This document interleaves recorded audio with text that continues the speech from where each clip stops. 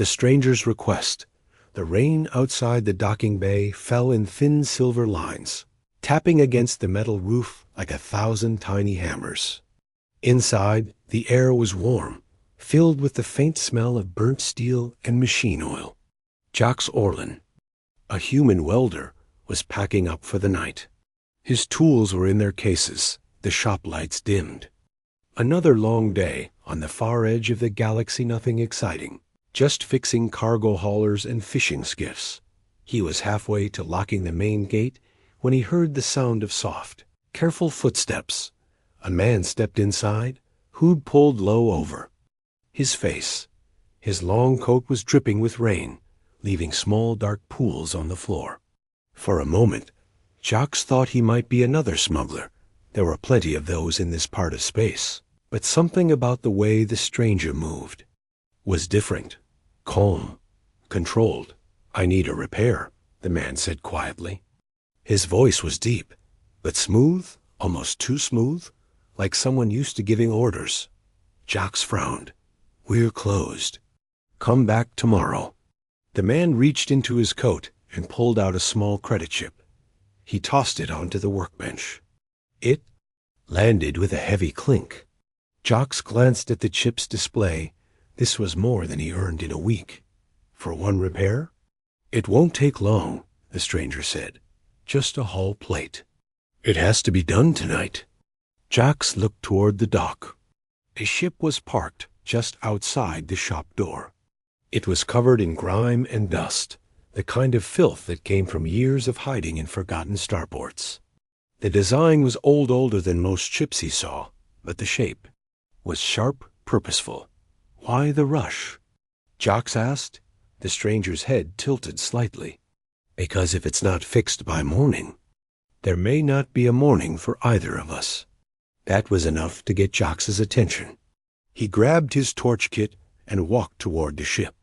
The stranger followed in silence, his boots making no sound on the metal floor dot up close. The hull was worse than he expected. Patches of corrosion spread like spiderwebs across the surface. One section, near the midline, had a deep crack where the outer plate had split. That was where Jacques would need to weld dot. He set up his torch and shield, feeling the stranger's eyes on him the whole time. "You planning to watch me work?" Jacques muttered. The man didn't answer. Jacques fired up the torch. The blue flame hissed to life, filling the quiet dock with its sharp glow. Sparks flew as he began to melt the edges of the crack back together. Normally, the metal would heat up in a dull orange, then cool again. But this was different. The steel under the torch began to shine, at first just a faint shimmer, then a deep inner light, like something glowing beneath the surface. Jacques stopped, puzzled. "Keep going," the stranger said, his voice sharper now. Jacques hesitated. "That's not normal.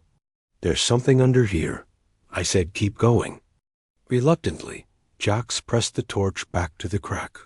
The glow grew stronger, spreading outward from the weld point. As the molten metal sealed, faint lines appeared in the surface, delicate curves and sharp angles, almost like writing. "No. Not writing. Symbols. JAX narrowed his eyes. He'd seen those shapes before long ago, in a history file he'd stumbled across in a forbidden data archive. The imperial crest, a personal mark of the emperor himself. His stomach tightened. What was a ship with the emperor's crest doing here, disguised as a rusting old freighter? The stranger stepped closer. "Do not speak of what you see," he said softly. It wasn't a threat, but it didn't sound like a request either. JAX looked at the glowing crest again. The lines pulsed faintly, as if alive. Then, without warning, a section of the hull beside it hissed and shifted. A hidden panel slid open, revealing a dark compartment inside. The stranger's eyes flicked toward it, but he didn't move to touch it. Jacques could see something inside, metal shapes, glints of crystal, the edge of what looked like an ancient blade. Before he could ask, a faint beep came from his comm. He glanced at it. An anonymous message blinked on the screen. If you are working on a ship with the Emperor's crest, walk away. Now .jax felt the hair on his arms rise. The stranger noticed the calm and gave a small, knowing smile. Too late for that. A shadow moved across the far wall of the dock. Then another. Jax's instincts screamed at him. They weren't alone. The stranger's voice dropped to a whisper. Finish the repair, quickly. Outside, heavy boots hit the rain-slick floor. Two figures approached the open dock gate, their outlines sharp against the glow of the street lamps. Dark armor, Imperial patrol. Jax's torch flickered in his hand. His mind raced.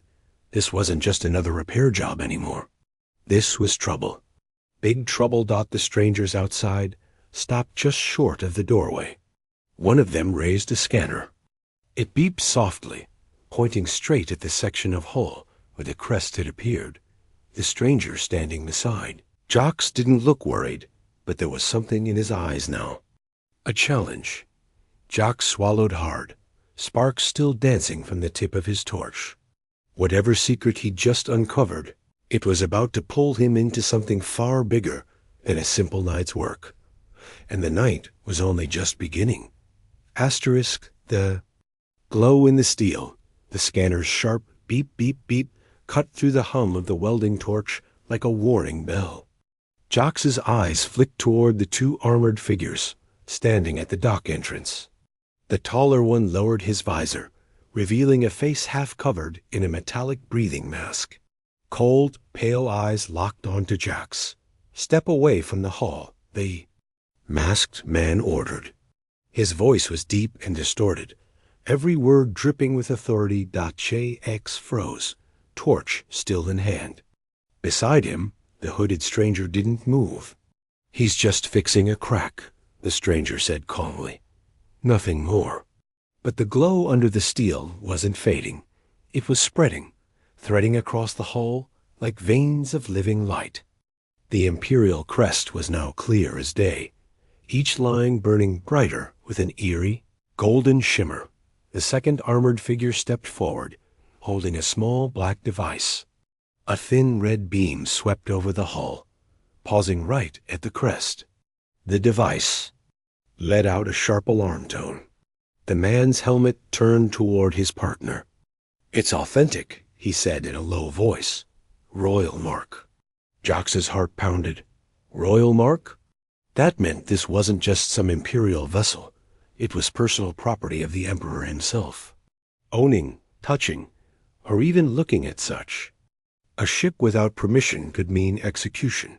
The masked man took a step inside. You, welder, move away. The stranger didn't give Jax a chance to respond. Keep welding, he said, voice like steel. Jax's mouth went dry. You're insane. Do it. His hands shook, but Jax pressed the torch to the crack again. Sparks flared, hiding the glow from the officers, at least for the moment. The humming in the metal grew louder, vibrating through his gloves. And into his bones. Suddenly, the crest's center blazed with light, and with a sharp metallic click, a second hidden panel slid open larger than the first. Inside was a cylindrical object, dull silver, but carved with the same royal markings. Jax had no idea what it was, but the stranger's head tilted slightly, as if recognizing it instantly. His gloved hand twitched toward it, then stopped. The masked man stepped closer.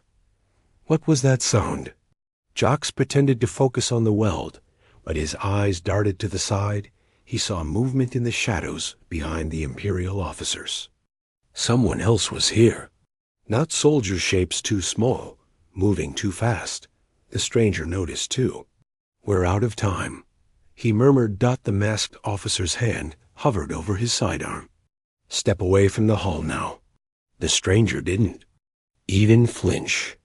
If you draw that weapon, he said quietly, you won't live long enough to fire it. The officer's pale eyes narrowed. Is that a threat? A thin smile formed under the stranger's hood.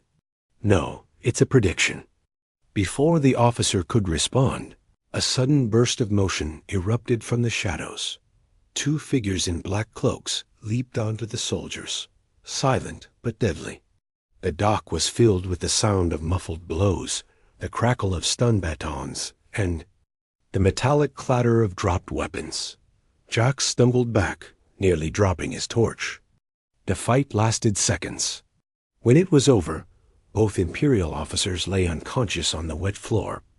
The stranger finally moved, pulling back his hood. His face was sharp, regal, with short dark hair and a faint scar across his jaw. There was no mistaking it now. Jacques had seen this face in old wanted bulletins, the kind banned from public archives. The man standing before him was Chiron Vallis, the Emperor's younger brother exiled for treason over a decade ago. Jacques' mouth went dry. "You're quiet," Chiron cut him off. He stepped past Jacques and reached into the open panel, pulling out the silver cylinder. "You've already seen too much. Now you'll see more." He turned toward the cloaked attackers, who stood silently by the door. "Clear the perimeter. More will be coming." The two nodded and vanished into the rain. Chiron turned back to Jacques. "Finish the weld. Then you're coming with me." Jacques stared at him. "Coming with you? Why would I?" A distant rumble shook the dock, followed by a blinding flash outside. Jacques felt the hair on his neck rise. Chiron glanced toward the light, his voice low but certain. "Because if you stay here, the Empire will burn this place to the ground." Secrets inside the hull. The rain outside had turned into a steady roar, drumming against the dock's thin metal walls. Somewhere in the distance, sirens began to wail low and rising. Echoing through the night, JAX sealed the last line of the weld, the torch's hiss dying out. His hands still shook, not from the work, but from the presence of the man beside him. Chiron Vallis, the Chiron Vallis, wasn't just a fugitive. He was a living death sentence for anyone caught helping him. Jack stepped back, wiping sweat from eye. His forehead. "There. Done." Chiron didn't answer. He was already at the second hidden panel, cradling the silver cylinder in one arm while inspecting the compartment's deeper contents. Inside lay an array of objects wrapped in dull, woven cloth, ancient-looking, their shapes odd and uneven. Chiron pulled one free. It was a small triangular device, its surface etched with thousands of tiny grooves. It seemed to hum faintly, almost in rhythm with Jax's heartbeat. "What is that?" Jax asked before he could stop himself. Chiron glanced at him. "The kind of thing people kill entire cities to own." Jax's mouth went dry. "Then maybe you should put it back." Chiron's lips curved in a thin smile. "Too late for that." Before Jax could respond, the shop's come screen flickered to life on the far wall. No signal request, no connection beep. Just a face pale, angular, with eyes like a predator, an Imperial admiral. "Vallis." The man's voice filled the room, smooth but venomous. "You're a long way from your exile, and you've brought company." His gaze shifted to Jax. Jax stepped back, the hair on his arms rising. "How?" "We see everything," the Admiral said coldly. "Step away from him, human. Your life can still be spared." Karen didn't even look at the screen. "You're bluffing. If you had a kill team in range, we'd already be dead." The Admiral's smile didn't falter. "Who says you're not?" Suddenly, the dock lights flickered and died. Only the faint glow from the crest illuminated the room. In the silence, Jax heard it, the soft clink of boots on the wet floor. Outside, many boots. Chiron's hand went to the compartment again, pulling out something larger this time, a narrow black case, smooth as glass, no seams. He pressed his palm to its surface, and it opened without a sound, revealing a metallic sphere, no bigger than a fist. "What is that?" Jax asked, his voice low. Chiron's eyes didn't leave it. The Emperor's heart. Jox blinked. You? Mean. Not his real one, Chiron said. Something far worse. The sphere pulsed with a faint red glow like a heartbeat. Jox felt the vibration through the air, a deep thrumming that made the walls seem to tremble. Outside, the footsteps stopped. The rain's sound was suddenly distant, muted, and a voice shouted through the darkness. Imperial enforcement. Step. Out with your hands visible. Chiron looked at Jox. Decision time. You can stay here and explain to them why you are welding a ship marked with the Emperor's crest. Or you can come with me and live long enough to regret it. Jox swallowed. Hard. Every instinct told him to run the other way. But then the sphere in Chiron's hands pulsed again faster now, and the air seemed to thicken, pressing against his skin. Your choice, Chiron said. Already moving toward the cockpit, Jox's gaze flicked to the dock's main doors. A shadow moved against the thin slits of light, more than a dozen figures. The Admiral's voice still lingered in his head. We see everything, he didn't think. He grabbed his welding kit, slung it over his shoulder, and ran after Chiron. Behind them, the dock's blast doors rattled under the force of something heavy slamming into them. They'd only taken 3 steps up the ramp when the sphere in Chiron's hands gave one long, steady glow, and the whole docking bay floor cracked with a sound like ice breaking on a frozen lake. Asterisk. Eyes in the dark. A crack in the docking bay floor widened with a deafening snap. Dust and smoke curled upward, and from somewhere deep below came a low, mechanical growl like gears, grinding after centuries of sleep. Chiron didn't slow. He shoved Jox into the ship's narrow corridor. Strap in. This place won't be standing much longer. Jox glanced over his shoulder. Through the open ramp, he saw armored Imperial soldiers forcing their way in, blasters ready. But then something else moved behind them. Shadows within shadows. They weren't Imperial. The figures were lean, draped in segmented armor that bent like muscle instead of metal, eyes glowing faint amber in the dim light. Each carried a weapon shaped like a hooked spear, humming with energy. They moved too fast, that the first of them lunged, dragging an Imperial soldier down in a single motion. The spear crackled, and the soldier convulsed before collapsing, armor smoking. Who are they? Jox asked, voice tight. Chiron's tone stayed calm, but there was a weight to it. They're not here for the Empire. They're here for the cargo. You mean that sphere thing? Chiron didn't answer. He was already sliding into the pilot's seat, hands moving across the controls. Hold on to something. The ship's engines roared to life, a deep, throaty vibration that rattled the metal walls. Outside, the 2 factions collided, blaster fire and spear arcs filling the dock with chaotic bursts of light. Then the third noise came. A cold metallic hiss from the low Dache eggs. Felt it before he saw it. A tremor running up through the ship's frame, as though the ground itself was breathing. He looked back toward the floor crack. Something massive was rising. Its surface was black and wet. Not stone, but some kind of armor dot. As the shape pushed higher, Jox realized it was no machine. It was a creature something old, its body plated in metal, its eyes cold white light. Each step it took sent a vibration through the dock, and in its clawed hands it carried a weapon far older than the Empire itself. The Imperial troops stopped firing. The amber-eyed invaders froze. For one heartbeat, the 3 factions stared at the thing climbing from the depths. Then the creature roared, a deep, guttural sound that shook the air, and everything exploded into motion. Time's up, Chiron shouted. He slammed the lever forward, and the ship lurched upward, skimming just meters above the dock floor.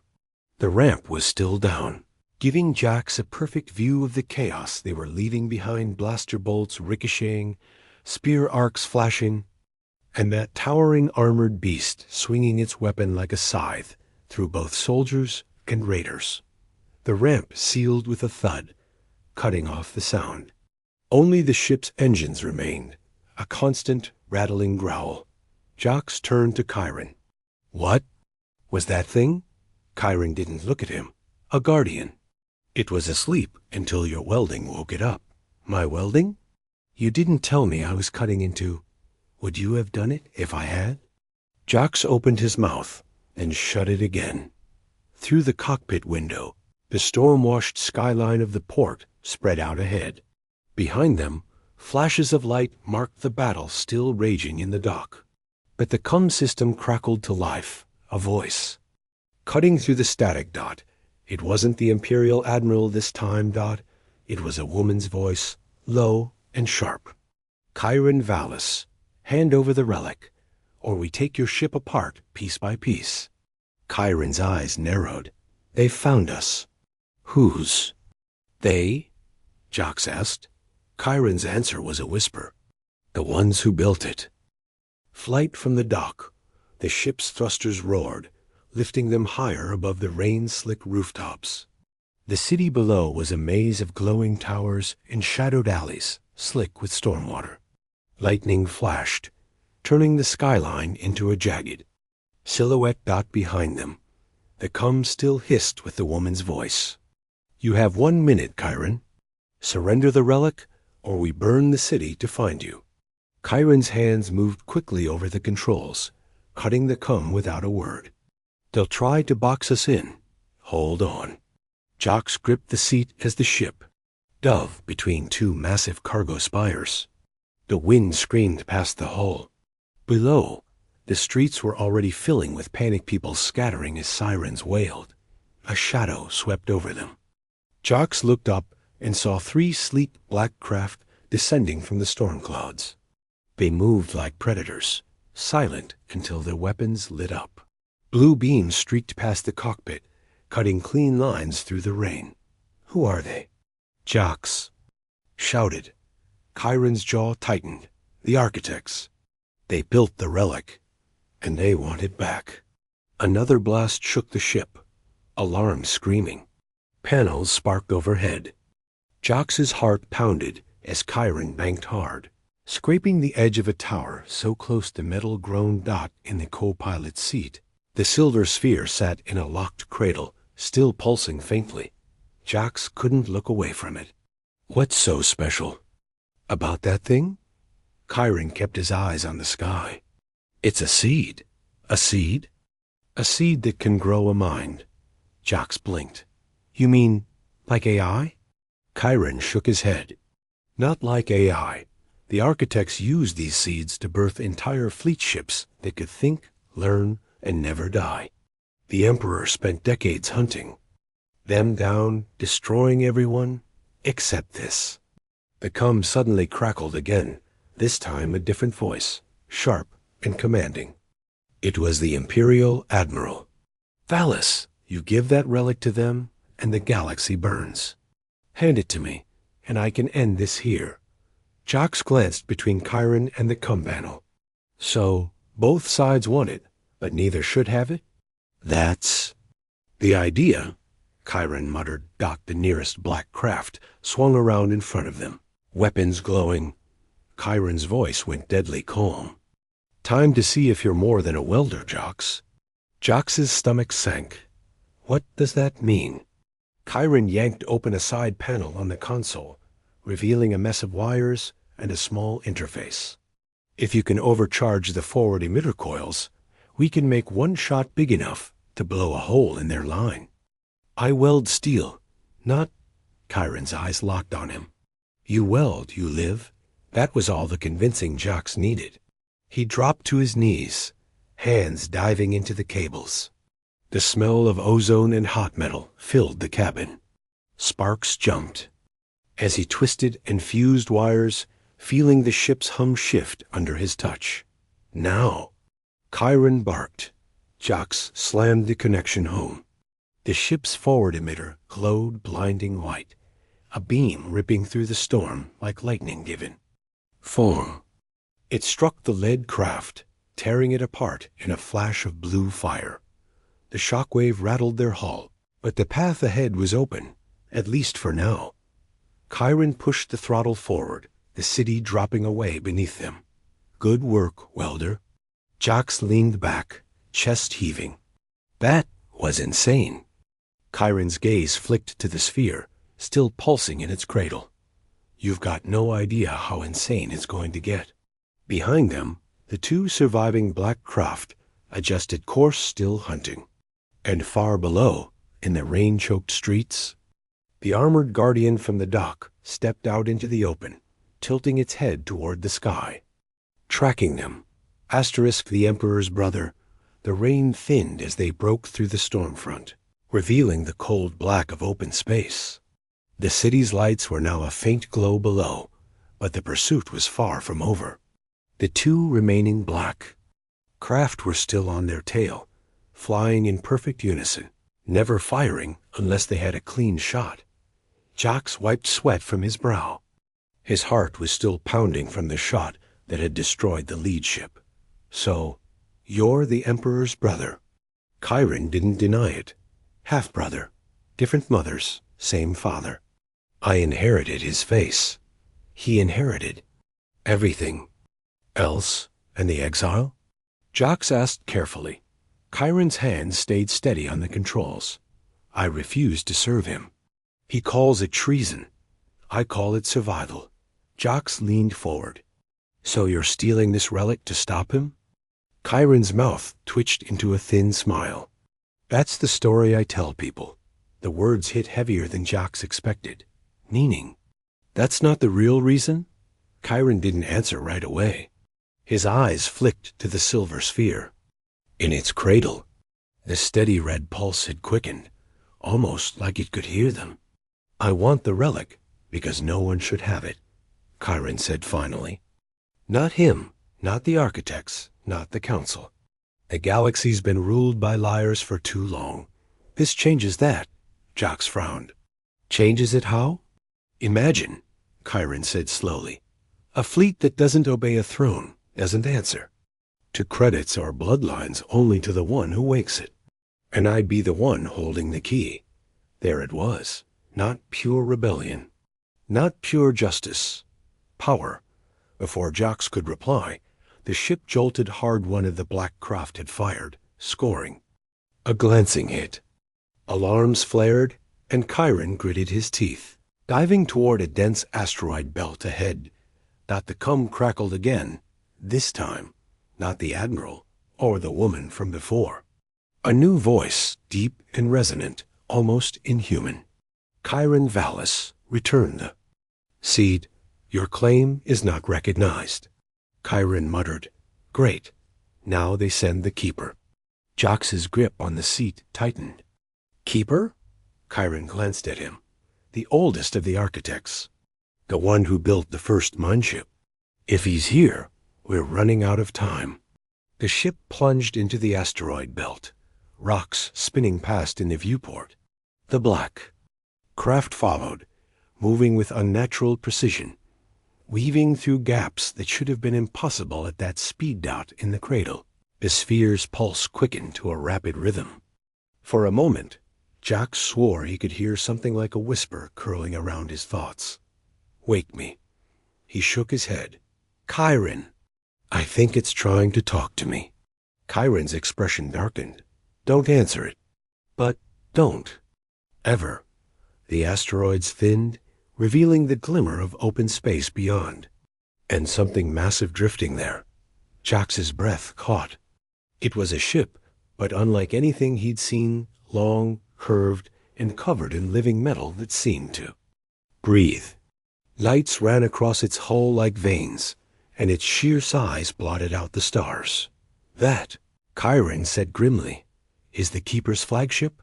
The cum came alive again, the inhuman voice stronger now. Return what was stolen, Vallis, or we will unmake you. Jax glanced at Chiron. We can't fight that. Chiron's jaw tightened. No, but we can make sure it doesn't follow us. He flicked a switch, and panels across the ship began to hum. The sphere's glow surged brighter, almost frantic now. "Chiron," Jacques said slowly, "what are you doing?" Chiron didn't look at him. "Waking the seed." Sparks against the Empire. The ship's panels trembled as the hum deepened, vibrating in Jacques' chest. The seed's glow wasn't just brighter now. It was alive, pulsing with sharp flashes that seemed to sync with his heartbeat. Chiron's hands danced over the controls, rerouting power from every non-essential system into the cradle. "When it wakes," he said, "it will send out a resonance field. Nothing mechanical will follow us through hyperspace. Not the architects, not the Empire." Jacques stared at the sphere. "And what happens to us?" Chiron didn't answer. The cum crackled, the inhuman voice of the keeper cutting through static. "You do not control it. You never will." From the viewport, the keeper's flagship moved, its living hull shifting as if it were turning to face them. Along its spine, enormous sections began to open, revealing a vast array of luminous structures. Chiron's eyes widened. "They're deploying anchor beams. They'll hold us here until they strip the seed from the hull." The seed flared once so bright, Jacques had to shield his eyes. And then he heard it again, clearer this time. "You are not my maker. You are not my jailer." X looked at Chiron. "It's not talking to you. It's talking to me." "Don't answer," Chiron began, but it was too late. The voice inside Jacques' head was no longer a whisper. It was a presence. "Will you light the forge? Will you burn the chains?" Jacques' mouth was dry. "If I say yes, what happens?" "Then we make war." The cradle's restraints snapped open without Chiron touching a thing. The sphere rose into the air, hovering between them, lines of light racing across its surface like a storm. Sparks actual. Searing sparks spilled into the air, and every system on the ship went dark. Chiron swore. "It's choosing a master." The seed drifted closer to Jacques until it hovered inches from his chest. "Speak the oath." "I don't." "Speak it." Outside, the black craft had stopped firing. The imperial fleet had arrived now too, warships pouring out of hyperspace. Every faction had paused, watching, waiting. Jax single quotes, his hands trembled. But something deep inside him, something older than fear, told him to speak. "I light the forge.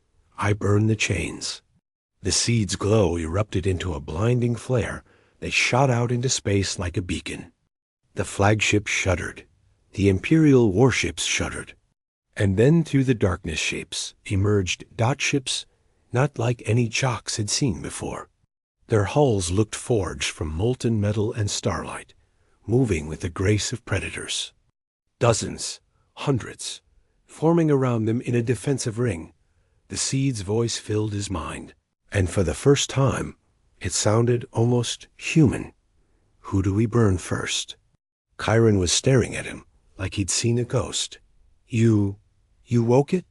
Jacques looked out at the fleets gathered before them, the architects, the Empire, the Keeper's living ship, all frozen in the presence of the newborn armada.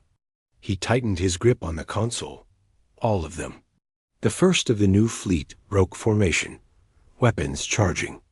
And in that instant, Jacques realized something. This wasn't Chiron's rebellion anymore. It was his asterisk.